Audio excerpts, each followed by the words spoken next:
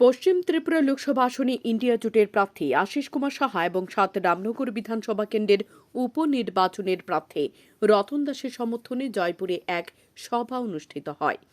রবিবার এ সভায় উপস্থিত ছিলেন প্রার্থী রতন দাস ছাড়াও বামফ্রন্টের আহ্বায়ক নারায়ণ কর, সিপিআইএমের কেন্দ্রীয় কমিটির সদস্যা রমা দাস সহ অন্যান্য নেতৃত্বরা।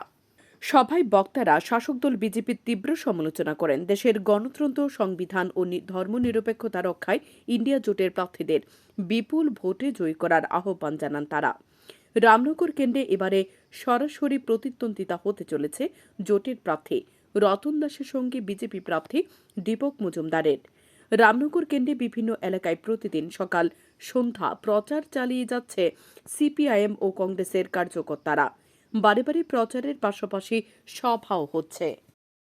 আমরা গোটা দেশ আজকে একটা বিশাল লড়াইয়ে অবতীর্ণ হয়েছে।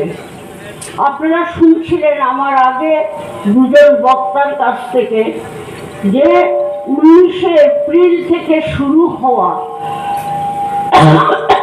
লোকসভার নির্বাচন মে মাসের শেষ সময়ে গিয়ে সমাপ্ত হবে।